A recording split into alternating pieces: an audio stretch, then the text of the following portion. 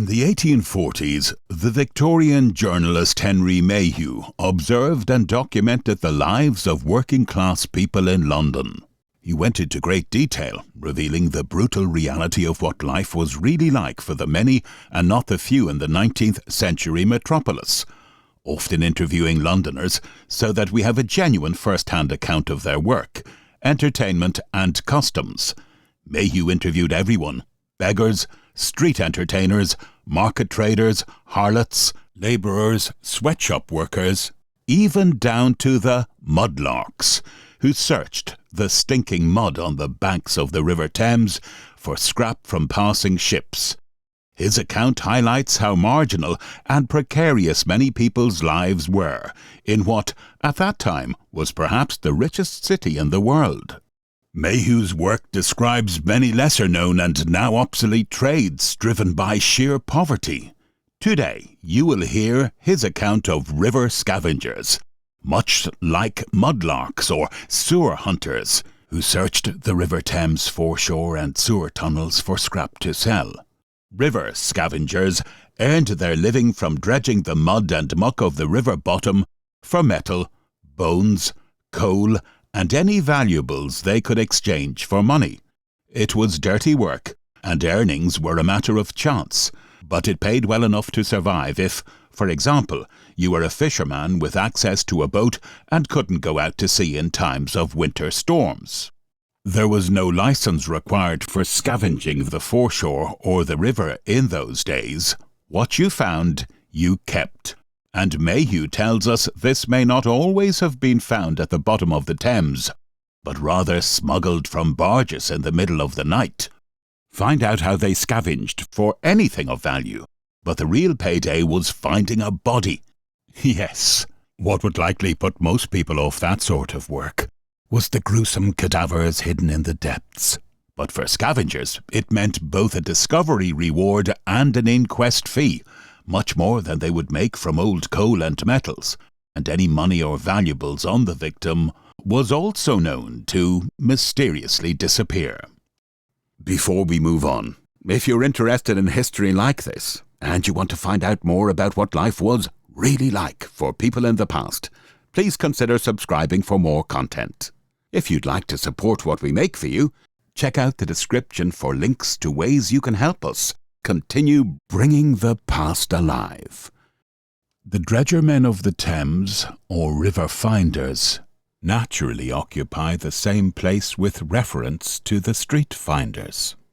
There has been no historian among the dredgers of the Thames to record the commencement of the business, and the utmost that any of the river finders can tell us is that his father had been a dredger, and so had his father before him, and that's the reason why they are dredgers also.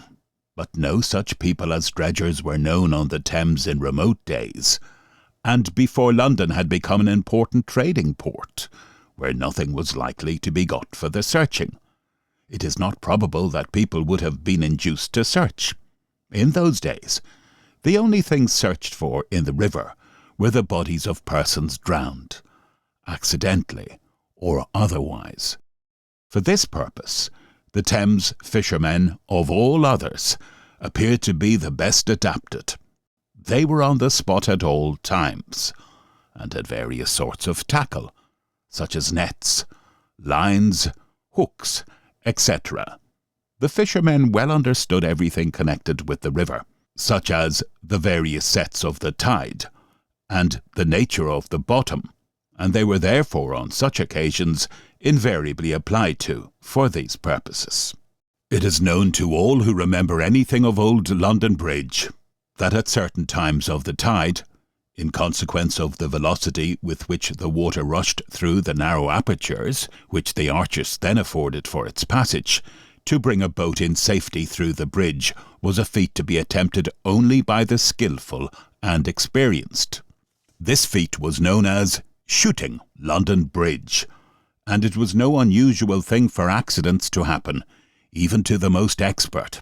In fact, numerous accidents occurred at this bridge, and at such times valuable articles were sometimes lost, for which high rewards were offered to the finder.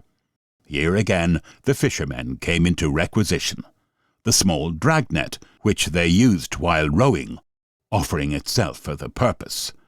For, by fixing an iron frame round the mouth of the dragnet, this part of it, from its specific gravity, sunk first to the bottom, and consequently scraped along as they pulled forward, collecting into the net everything that came in its way. When it was nearly filled, which the rower always knew by the weight, it was hauled up to the surface, its contents examined, and the object lost generally recovered. It is thus apparent that the fishermen of the Thames were the men originally employed as dredgermen, though casually, indeed, at first, and according as circumstances occurred requiring their services. By degrees, however, as the commerce of the river increased, and a greater number of articles fell overboard from the shipping, they came to be more frequently called into requisition, and so they were naturally led to adopt the dredging as part and parcel of their business. Thus it remains to the present day. The fishermen all serve a regular apprenticeship, as they say themselves, duly and truly, for 7 years. During the time of their apprenticeship, they are, or rather in former times they were, obliged to sleep in their master's boat at night to take care of his property, and were subject to many other curious regulations which are foreign to this subject.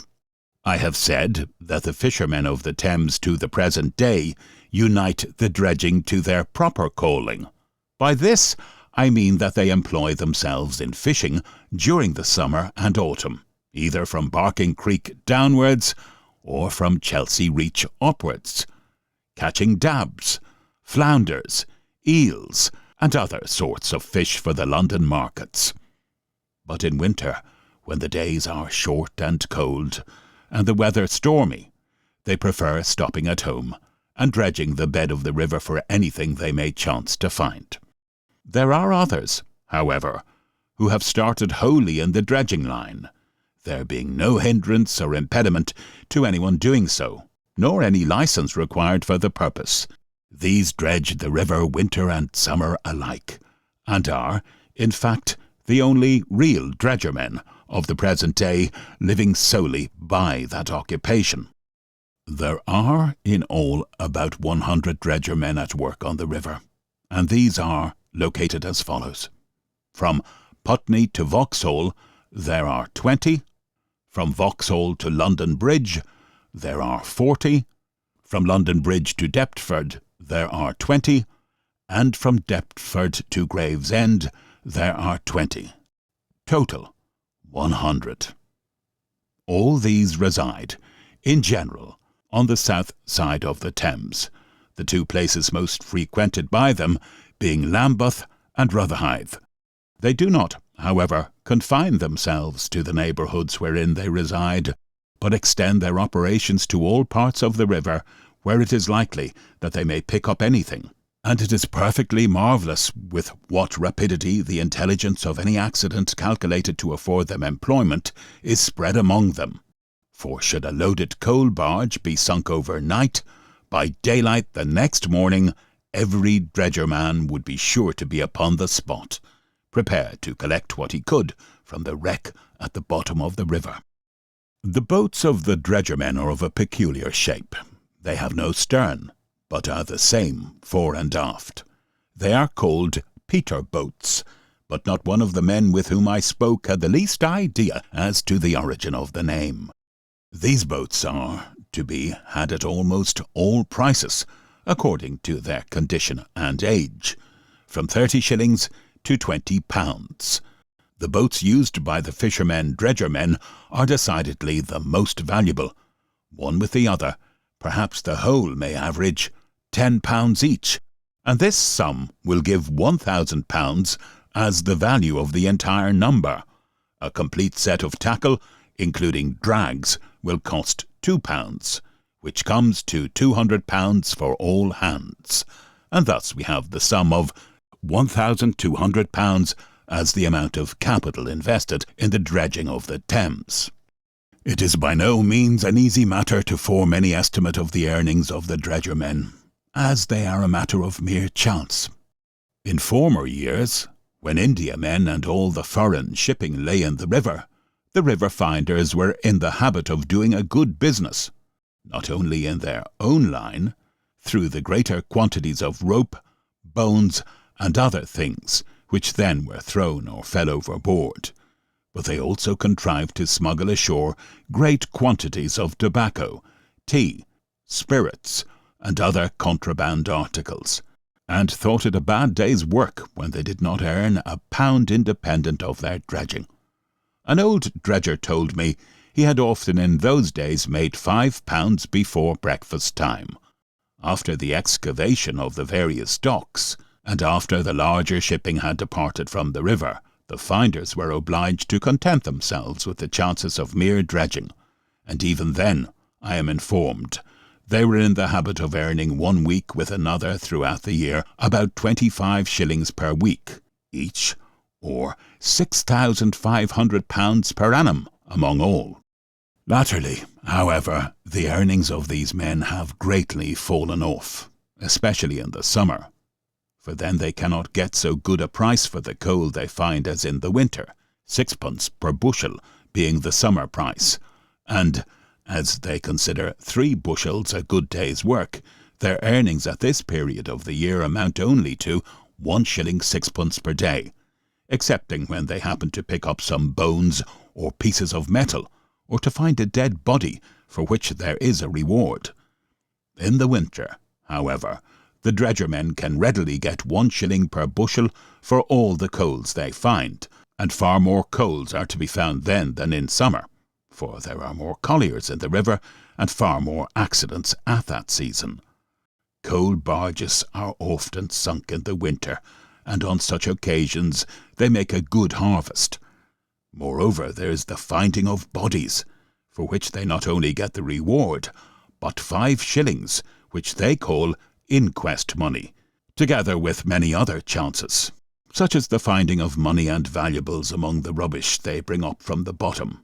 But as the last mentioned are accidents happening throughout the year, I am inclined to think that they have understated the amount which they are in the habit of realizing even in the summer. The dredgers, as a class, may be said to be altogether uneducated, not half a dozen out of the whole number being able to read their own name, and only 1 or 2 to write it. This select few are considered by the rest as perfect prodigies. "Lord bless you," said one, "I only wish you'd hear Bill read. I only just wish you'd hear him. Why, that here Bill can read faster nor a dog can trot. And what's more, I seed him write an whole letter hisself, every word on it. What do you think of that now?" The ignorance of the dredger men may be accounted for by the men taking so early to the water, the bustle and excitement of the river being far more attractive to them than the routine of a school. Almost as soon as they are able to do anything, the dredger men's boys are taken by their fathers afloat to assist in picking out the coals, bones, and other things of any use, from the midst of rubbish brought up in their drag nets. Or else the lads are sent on board as assistants to one or other of the fishermen during their fishing voyages. When once engaged in this way, it has been found impossible afterwards to keep the youths from the water, and if they have learned anything previously, they very soon forget it. It might be expected that the dredgers, in a manner depending on chance for their livelihood and leading a restless sort of life on the water, would closely resemble the costermongers in their habits, but it is far otherwise. There can be no 2 classes more dissimilar, except in their hatred of restraint. The dredgers are sober and steady, gambling is unknown amongst them, and they are, to an extraordinary degree, laborious, persevering, and patient. They are in general men of short stature, but square-built, strong, and capable of enduring great fatigue, and have a silent and thoughtful look. Being almost always alone, and studying how they may best succeed in finding what they seek, marking the various sets of the tide, and the direction in which things falling into the water at a particular place must necessarily be carried, they become the very opposite to the other river people, especially to the watermen, who are brawling and clamorous, and delight in continually chaffing each other. make fun of each other. In consequence of the sober and industrious habits of the dredgermen, their homes are, as they say, pretty fair for working men, though there is nothing very luxurious to be found in them, nor indeed anything beyond what is absolutely necessary. After their day's work, especially if they have done well, these men smoke a pipe over a pint or two of beer at the nearest public house, get home early to bed, and if the tide answers, may be found on the river, patiently dredging away at 2 or 3 o'clock in the morning.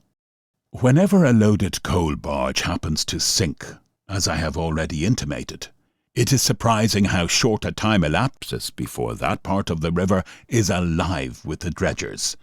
They flock thither from all parts. The river on such occasions presents a very animated appearance.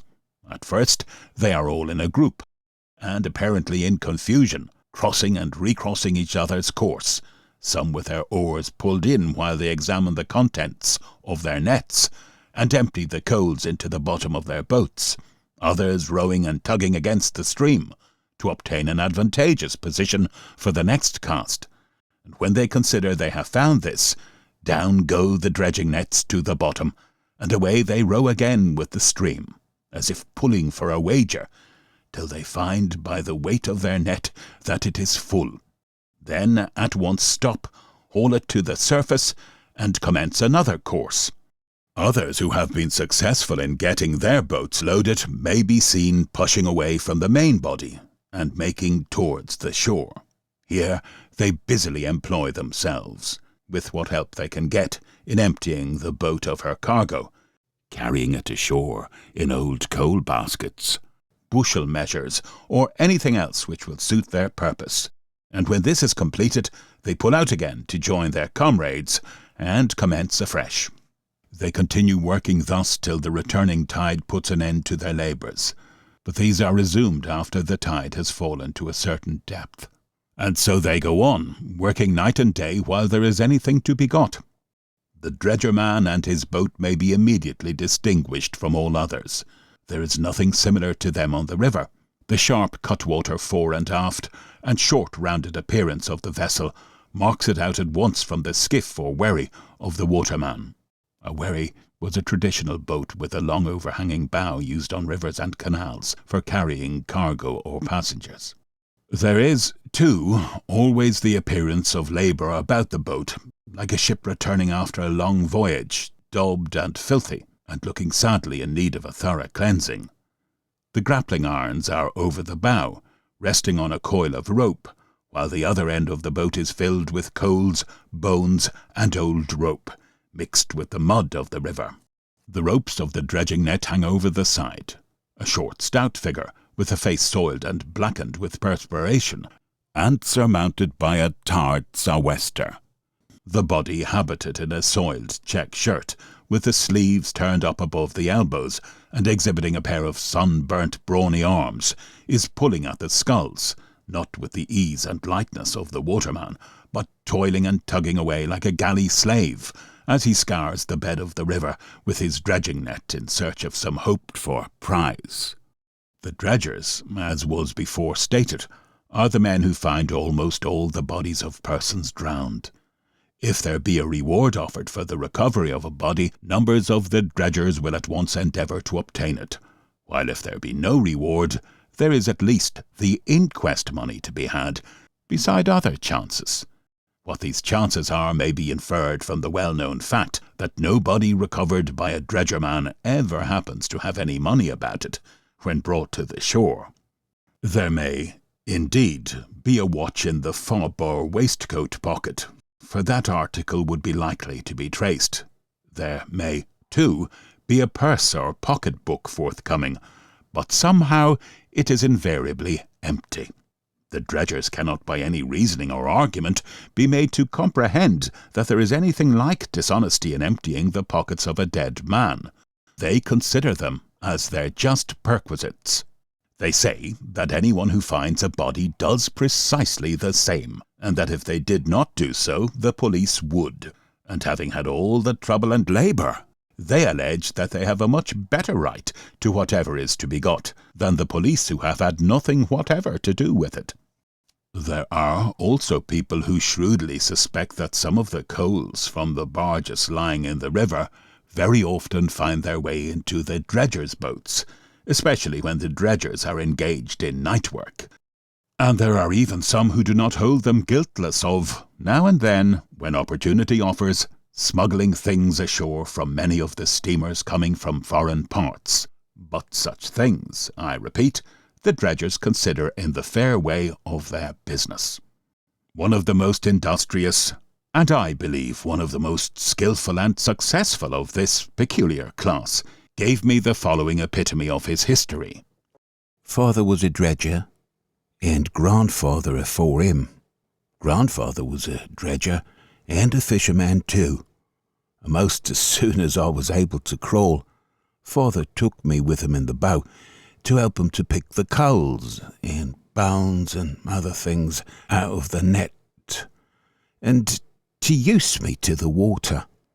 When I got bigger and stronger, I was sent to the parish school, but I didn't like it half as well as the boat, and couldn't be got to stay 2 days together. At last I went above bridge and went along with a fisherman, and used to sleep in the boat every night. I liked to sleep in the boat. I used to be as comfortable as I could be. Lord bless you, there's a tilt to them boats, and no rain can't get at you. I used to lie awake of a night in them times, and listen to the water shipping against the boat, and think it's fine fun. I might have got a bound prentice, but I got aboard a smack, a traditional 19th century fishing boat, where I stayed 3 or 4 years, and if I'd stayed there, I'd have liked it much better. But I heard as how father was ill, so I come home and took to the dredging, and I'm at it off and on ever since. I got no learning. How could I? There's only 1 or 2 of us dredgers as knows anything of learning, and they're no better off than the rest. Learning's no use to a dredger. He hasn't got no time to read, and if he had, why, it wouldn't tell him where the holes and furrows is at the bottom of the river, and where things is to be found. To be sure, there's holes and furrows at the bottom. I know a good many. I know a furrow off Limas Point, no wider nor the dredge, and I can go there. And when others can't get anything but stones and mud, I can get 4 or 5 bushel o' coal. You see, they lay there. They get in with the set of the tide, and can't get out so easy like. Dredgers don't do so well now as they used to do. You know Pelican Stairs? Well, before the docks was built, when the ships lay there, I could go onto a Pelican Pier and pick up 4 or 5 shilling of a morning. What was that, though, to father? I hear him say he often made £5 afore breakfast, and nobody ever the wiser. Them were fine times. There was a good living to be picked up on the water them days. About 10 year ago, the fishermen at Lambeth, them as serves their time, duly and truly, thought to put us off the water, and went afore the Lord Mayor. But they couldn't do nothing after all. They do better nor us, as they go fishing all the summer, when the dredging is bad, and come back in winter. Some of us down here, Rotherhithe, go a deal portering in the summer, or unloading potatoes, or anything else we can get. When we've nothing else to do, we go on the river. Father don't dredge now. He's too old for that. It takes a man to be strong to dredge. So father goes to ship scraping. He only sits on a plank outside the ship, and scrapes off the old tar with a scraper. We does very well for all that. Why, he can make his half a bull a day. 2 shillings 6pence, when he gets work. But that's not always. Howsomever, I helps the old man at times, when I'm able. I've found a good many bodies. I got a many rewards, and a tidy bit of inquest money. There's 5 shillings 6pence inquest money at Rotherhithe, and only a shilling at Deptford. I can't make out how that is, but that's all they give. I know. I never finds anything on the bodies. Lord bless you, people don't have anything in their pockets when they gets drowned. They are not such fools as all that. Do you see them 2 marks there on the back of my hand? Well, one day, I was only young then, I was grappling for old rope in Churchill, when I brings up a body, and just as I was fixing the rope on his leg to tow him ashore, 2 swells comes down in a skiff and lays hold of the painter of my boat and tows me ashore. The hook of the drag went right through the trousers of the drowned man and my hand, and I couldn't let go nohow, though I roared out like mad. The swells didn't care, but dragged me into the stairs. When I got there, my arm and the corpse's shoe and trousers was all covered in my blood. What do you think the gent said? Well, they told me as how they had done me good in towing the body in and ran away up the stairs. Though times ain't near so good as they was, I manages pretty tidy and hasn't got no occasion to holler much. But there's some of the dredgers as would holler if they was ever so well off.